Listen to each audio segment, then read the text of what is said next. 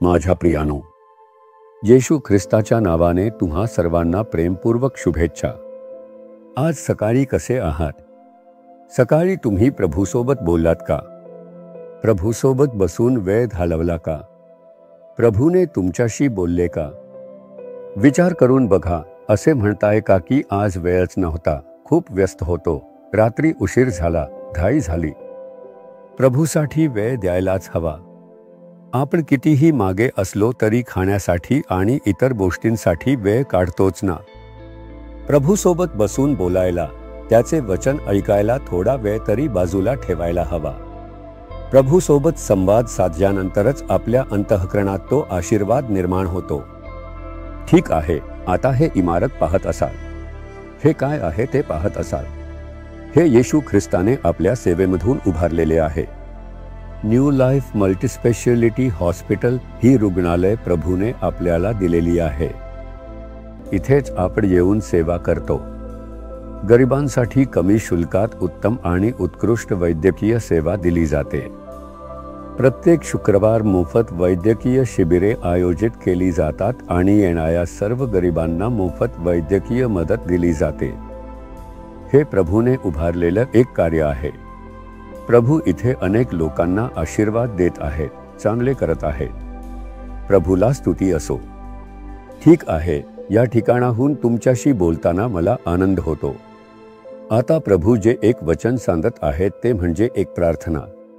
आज एक देवभक्त व्यक्ती आपल्या घरासाठी, कुटुंबासाठी प्रार्थना करत आहे। अशी एक प्रार्थना बायबलमध्ये सांगितलेली आहे, ती मी तुम्हाला सांगणार आहे। 2 शामुवेल अध्याय 7 वचन 29।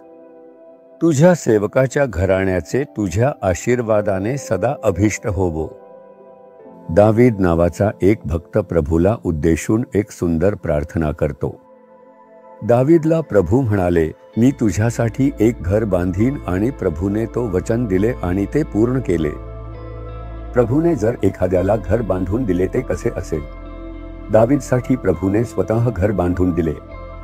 तुमचे स्वतःचे घर नाही का? स्वतःचे घर बांधले तर छान वाटेल असे वाटते का? प्रभूला विचारा, प्रभू नक्कीच देईल। या जगात जगण्यासाठी जोपर्यंत आपण आहोत तोपर्यंत एक घर असणे आवश्यकच आहे। दावीदसाठी प्रभूने घर बांधून दिले आणि मग तो प्रार्थना करतो, प्रभू तुझ्या आशीर्वादामुळे तुझ्या सेवकाचे घर सदैव आशीर्वादित राहो।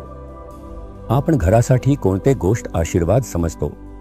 खूप साऱ्या वस्तू असायला हव्यात ना। सोफा सेट असायला हवा, डायनिंग टेबल असायला हवा, टीव्ही असायला हवा, वॉशिंग मशीन असायला हवी, फ्रीज असायला हवा।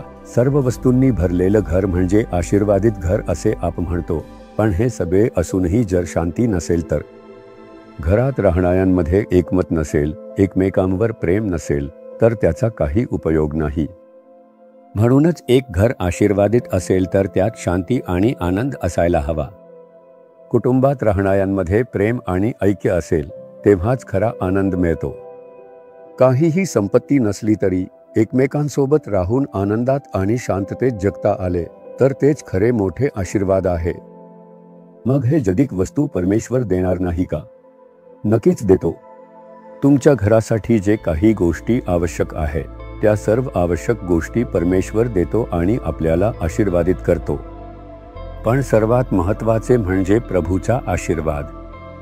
प्रभू, तुझा आशीर्वाद आमच्या घरात असावा, तुझे शांती असावी, तुझे प्रेम असावे, तुझे समाधान असावे, तुझे दैवी स्वभाव आमच्या घरात आणि आमच्यात असावेत, हाच खरा मोठा आशीर्वाद आहे।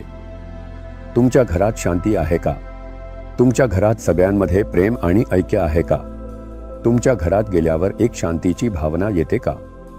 तुमच्या घरात पाऊल ठेवल्यावर माझ्यासाठी सगळ्यात आनंददायक जागा म्हणजे माझे कुटुंब, माझे घर असे म्हणता येते का?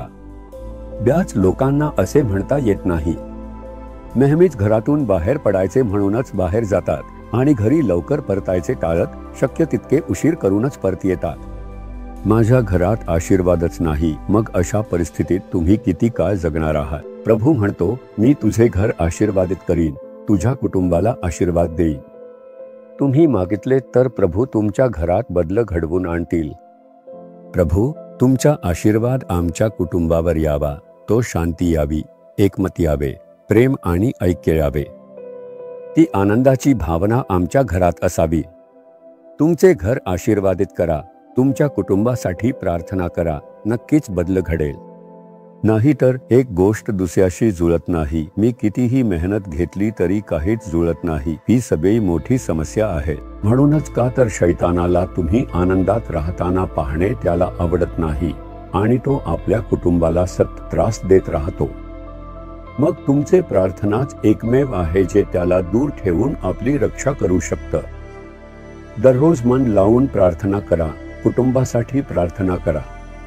तुम्ही साधारण 20 मिनिटे भक्तिगीत गा, स्तुती करा आणि प्रार्थना करा. मग बघा, घरात एक अद्भुत बदल घडून येईल. आता दाविदासारखं प्रार्थना करायला हवे. प्रभू, आजपर्यंत जे काही झाले ते ठीक आहे, पण आजपासून आमचे घर, आमचे कुटुंब तुझ्या आशीर्वादामुळे आशीर्वादित व्हावे. आम्ही तुझेच आहोत. आमचे घर सगळे तुझेच आहे. तू आशीर्वाद दे असे तुम्ही प्रार्थना करता का?